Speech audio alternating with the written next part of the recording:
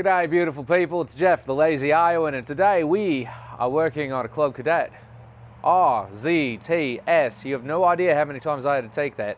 We're changing the oil, and I'm gonna drop the accent. So we're changing the oil in this. It's the first of the season, it's spring, so let's just get to it.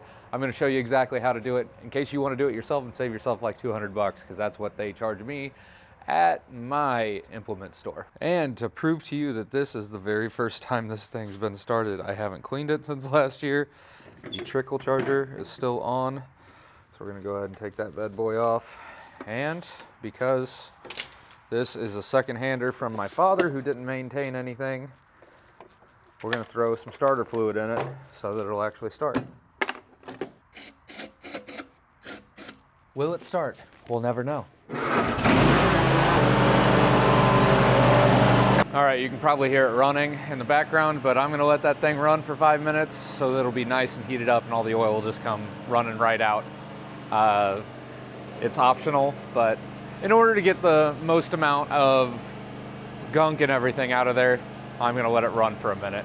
So we'll do that. All right, so before we get started, safety is important. We wanna protect the motor, we wanna protect everything else. So let's just disconnect the battery so this thing won't just randomly fire up, because if your Club Cadet is like mine, you can't even get the key out, so that's fun. So we're just gonna unhook the negative terminal here. It is a 7/16 wrench, if you didn't know. Okay, so if you follow your oil reservoir here, you end up seeing that there is a cable, comes all the way to the back here. Careful not to touch your motor because it's warm. This little guy is actually the oil drain. They make it super simple. I got an oil pan underneath here. Got a 12 millimeter and a 3/4 because that's what seems to fit. Make sure you hold back up on this. You don't want to twist it and break it off. Okay, so whoever worked on this last obviously didn't want this to come off, so I went and got a big pair of channel locks.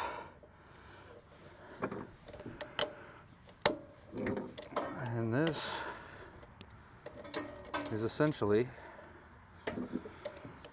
your drain plug. All right, now that I've struggled and gotten that thing loose, just drain the oil.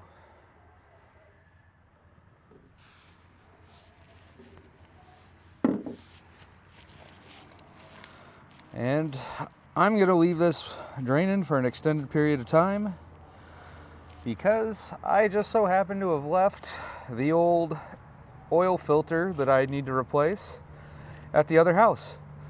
So I'm gonna jump on my motorcycle and go grab it. Well, because of the magic of the internet, I'm gonna be right back, but it's gonna take me like a half an hour. First time this thing's been ran this year too. Okay, so after an adventure, we have got our oil filter and our oil over here. That has completely drained out. And I would assume the engine's cooled down, so we're gonna just take our hand down in here and spin off this oil filter. Well, that was on there pretty tight, so when in doubt, use some channel locks. Leverage is your friend. All right, and now we should be able to just spin this bad boy off. And there's no way around it.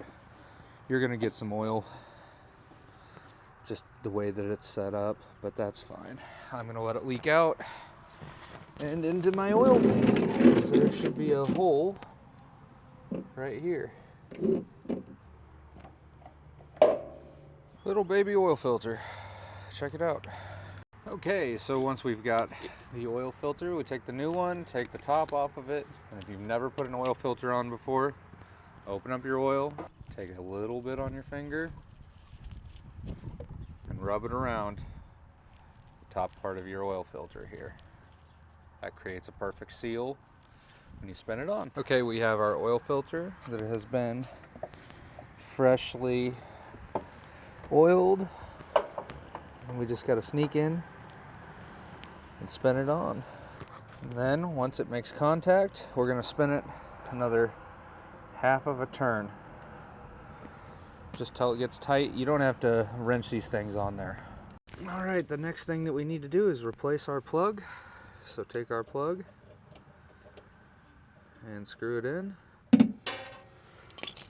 Okay, that should be tight enough. Okay, so you probably don't need to use full synthetic, but this is the exact same oil that my Jeep takes, and I needed to do an oil change anyway.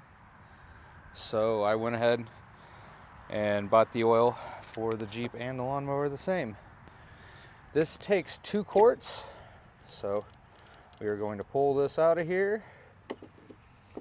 That is our fill tube.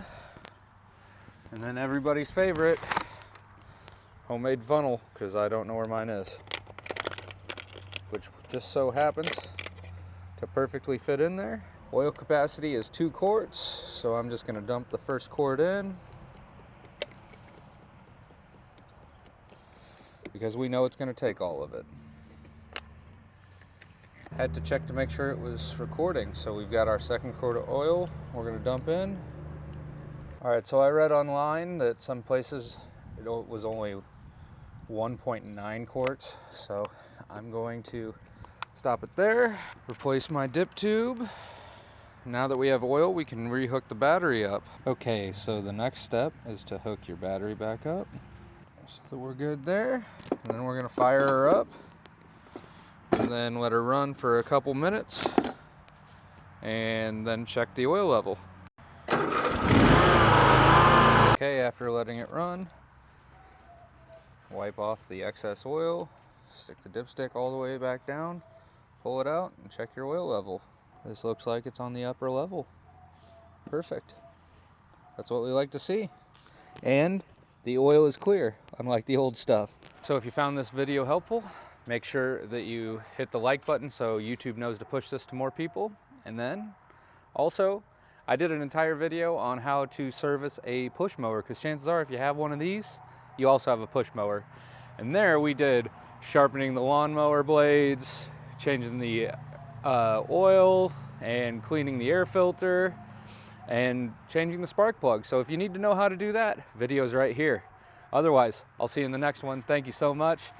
Jeff, the Lazy Iowan, out.